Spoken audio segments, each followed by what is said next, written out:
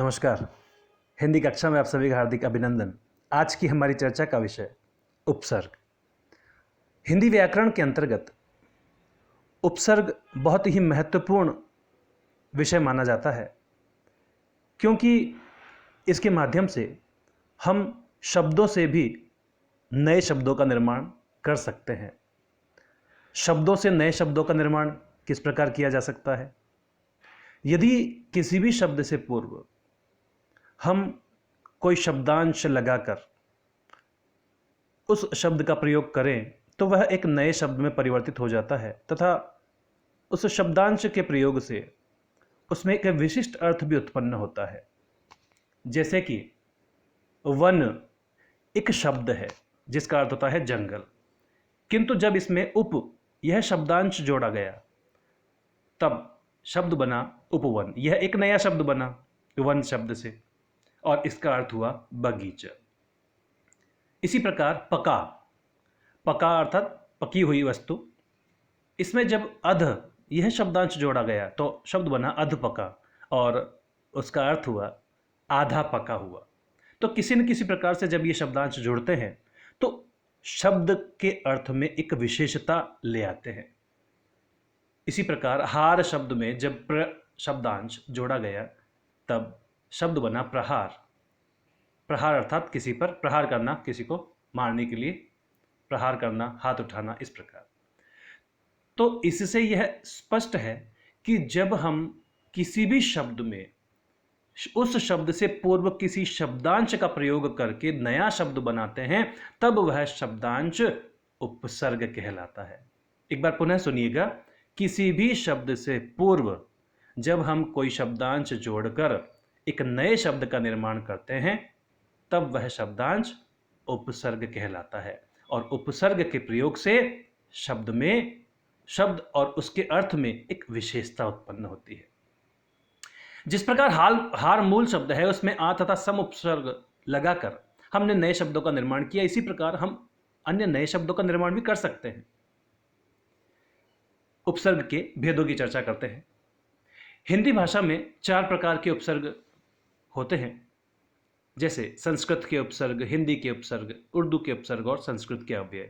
हिंदी भाषा के अंतर्गत इन सभी का प्रयोग किया जाता है। जो संस्कृत में उपसर्ग बताए गए हैं वे भी हिंदी भाषा में प्रयुक्त होते हैं। हिंदी के उपसर्ग तो होते ही हैं। इसी प्रकार उर्दू भाषा भी हमारे हिंदी में समाहित है, अतः उसके उपसर्गों का प्रयोग भी किया जाता है। संस्कृत के अव्यय भी उपसर्ग के रूप में प्रयोग किए जाते हैं, अतः हिंदी में उसका भी वर्णन मिलता है। किंतु इन सब का विस्तृत अध्ययन हम अगली कक्षाओं में करेंगे। अभी इस कक्षा के अंतर्गत हम कुछ उपसर्गों और उनसे बनने वाले शब्दों के विषय में चर्चा करेंगे। तो आइए कुछ उपसर्ग लेते हैं और उनसे किस प्रकार से नए शब्दों का निर्माण होता है यह देखते हैं। सर्वप्रथम प्र उपसर्ग। यहां देखिए चार, हार और यत्न, ये 3 शब्द हैं, किंतु जब इसमें प्र उपसर्ग लगाया गया तो शब्द बना प्रचार, प्रहार और प्रयत्न। इसी प्रकार देखिए परा एक उपसर्ग, एक शब्दांश है, तथा जय और मर्श। यहां जय और मर्श से पूर्व परा उपसर्ग लगाने से नया शब्द बना पराजय और परामर्श।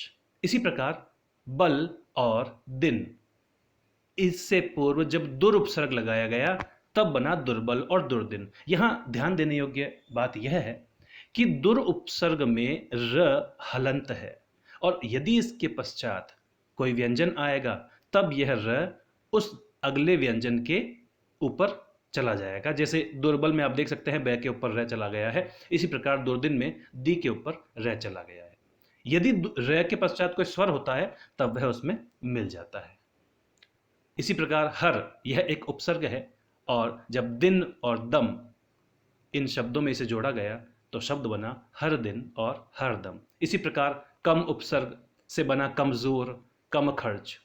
अति उपसर्ग से अत्यधिक और अतिरिक्त। यहां भी एक ध्यान देने योग्य बात यह है कि जिस प्रकार अति उपसर्ग में रिक्त शब्द जोड़ा गया तब अतिरिक्त बना, किंतु यदि अति के पश्चात कोई भी ऐसा शब्द जोड़ा जाए जो स्वर से प्रारंभ हो तब वहां ध्यान देने योग्य बात यह है कि यदि वह असमान स्वर हो, जैसे अति में ई, अगर उसके पश्चात ई के अलावा अन्य कोई भी स्वर आता है तब यह अति के अंतर्गत जो ई आया है यह य में परिवर्तित हो जाता है और त आधा हो जाता है। जैसे कि अति प्लस अधिक, यहाँ ई य में बदल गया और त आधा हो गया है और शब्द बना अत्यधिक।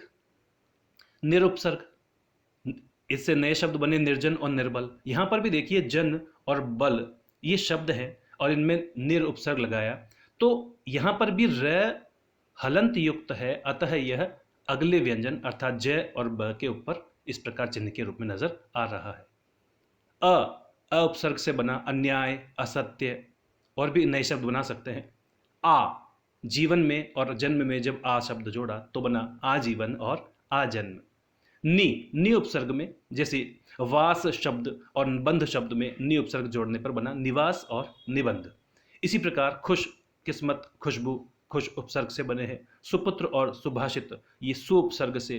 अनपढ़ और अनमोल यह अन उपसर्ग लगाने से तथा विज्ञान में वी और विजय में भी वी उपसर्ग लगाने से नए शब्दों का निर्माण किया गया है। यहां सबसे अधिक ध्यान देने योग्य बात यह है कि यदि हमसे यह प्रश्न पूछा जाता है कि निम्नलिखित शब्द में उपसर्ग छांटिए अथवा उपसर्ग और मूल शब्द को अलग कीजिए, तो इसके लिए हमें यह ध्यान रखना होगा कि हमें मूल शब्द की पहचान होना आवश्यक है। यदि हमने मूल शब्द को पकड़ लिया तो उपसर्ग को बताना आसान हो जाता है। पहली बात यह है। दूसरी बात यह है कि उपसर्ग हमेशा प्रारंभ में होता है, उपसर्ग के पश्चात कोई मूल शब्द आता है। अतः जब भी कभी हम उपसर्ग की पहचान करेंगे तो हमें प्रारंभ में जो शब्दांश है उसको पकड़ना है, उसे देखना है। इस प्रकार हम उपसर्ग और शब्द को भली भांति पहचान सकते हैं।